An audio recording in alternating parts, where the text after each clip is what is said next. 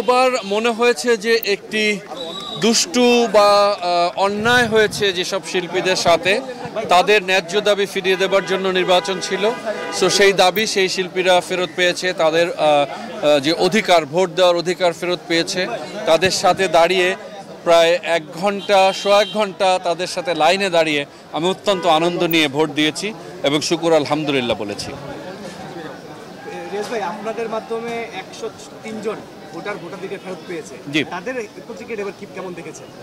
So আমি তো বললাম যে তাদের প্রতিক্রিয়া চাইতে তাদের সাথে লাইনে দাঁড়িয়ে আমি সামনে, তারা সবাই বলছিল যে আপনি, তাদের দীর্ঘক্ষণ প্রায় 2 ঘন্টা মতো লাইনে দাঁড়িয়ে আমি যখন ভোট দিয়েছি বা দীর্ঘ সময়, আমি আসলে আমার কাছে অত্যন্ত আনন্দ লেগেছে, ভালো লেগেছে।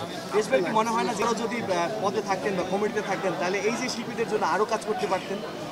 দেখেন, শিল্পীদের জন্য কাজ করার জন্য আসলে পদ বা চেয়ারের খুব একটা প্রয়োজন আছে বলে আমি মনে করি না। শিল্পীদের জন্য কাজ করতে চাইলে যে কোনো জায়গা থেকে করা যায়। আর একটা কথা আমি মনে করি যে শিল্পীদের জন্য কাজ করে সেটার অসংখ্য প্রচারটা দরকার নেই আসলে।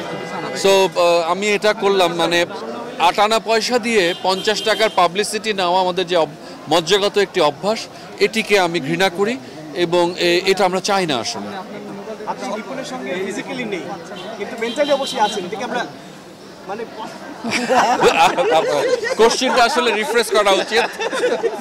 মানে আপনি পদে নেই কিন্তু এমনিতে মানসিকভাবে না, আপনি যেটা বলতে চাচ্ছেন আমি আমি আমি স্ট্রেট বলি, আমি হ্যাঁ, যেটা হচ্ছে যে আমি কলি ভাই এবং নিপুণের যে প্যানেলটি আছে এদের ম্যাক্সিমাম মানুষের সাথেই আমি আছি এবং আমি মনে করি বিগত দিনে নিপুণ এবং আমরা একসাথে মিলে যা করেছিলাম, আমরা অনেক কাজ করেছি, ভালো কাজ করেছি। তবে আমরা একটা জিনিস করিনি, সেটা হচ্ছে আমরা শিল্পীদেরকে ছোট করিনি ক্যামেরার সামনে কিছু দিয়ে। সো সে কারণে আমরা যাদের জন্য যা করেছি অত্যন্ত গোপনে করেছি।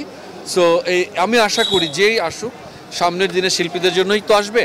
সো তাদের কোনো কাজ বা শিল্পীদের জন্য যদি পাশে দাঁড়ায়, এটা যেন গোপনেই দাঁড়ায়, প্রকাশ্যে অসংখ্য ক্যামেরা ডাক না দিয়ে যেন শিল্পীদেরকে কোনো কিছু দেওয়া হয়। গত বছর নিপুণের প্যানেলে ছিলেন, সেই হিসেবে আপনাকে বারবার করে বলতে হচ্ছে, প্রশ্নগুলো আপনার কাছে। বলেন, 103 জন ভোটার এবং নতুন যে 50 ভোটার, এই 153 ভোটার কি নিপুণের জন্য প্লাস পয়েন্ট কিনা? দেখেন, কে কার জন্য প্লাস পয়েন্ট আমরা জানি না। ভোটারদের স্বাধীন মতামত রয়েছে। ভোটারদের যাকে যোগ্য মনে করবে তাকে ভোট দেওয়ার সম্পূর্ণ অধিকার আছে। সো স্বচ্ছ ব্যালট পেপার, যে যাকে খুশি ভোট দিচ্ছে, আনন্দ নিয়ে ভোট দিচ্ছে। আমরা একটি আনন্দ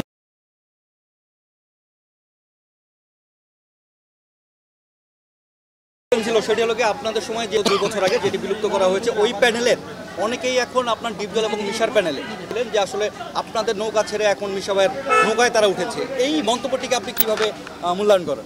দেখেন, মিশা ভাই করি, মিশা ভাইয়ের নৌকা আসলে না। আর নৌকা শব্দটি অনেক অর্থবহ। সো সেই নৌকা মিশা ভাইয়ের না বলে আমি জানি এবং আমার কাছে প্রমাণও আছে। আচ্ছা, আমাদের কিছু লোকজন ওই প্যানেলে গিয়েছে, তাদের মনে কষ্ট থাকতে পারে, তাদের স্বাধীনতা আছে যাওয়ার। সো এটাতে আমি কিছু যায় আসে বলে মনে করি না।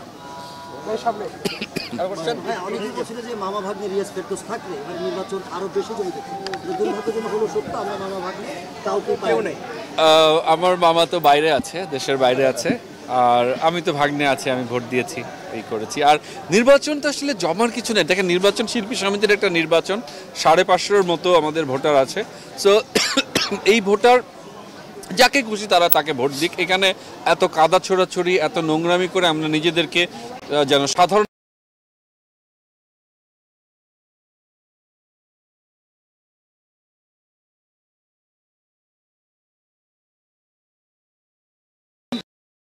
আমি মানুষের কথায় বিশ্বাস করি না। আমার কাছে নির্বাচনে অসংখ্য কালারফুল লাগছে, আমি আনন্দ করছি। আমি আজকে আমার যে আমাকে সিনেমায় নিয়ে এসেছে, আমার 3 বোনকে একসাথে আমি পেয়েছি, তাদেরকে নিয়ে আমি ভোট দিয়েছি।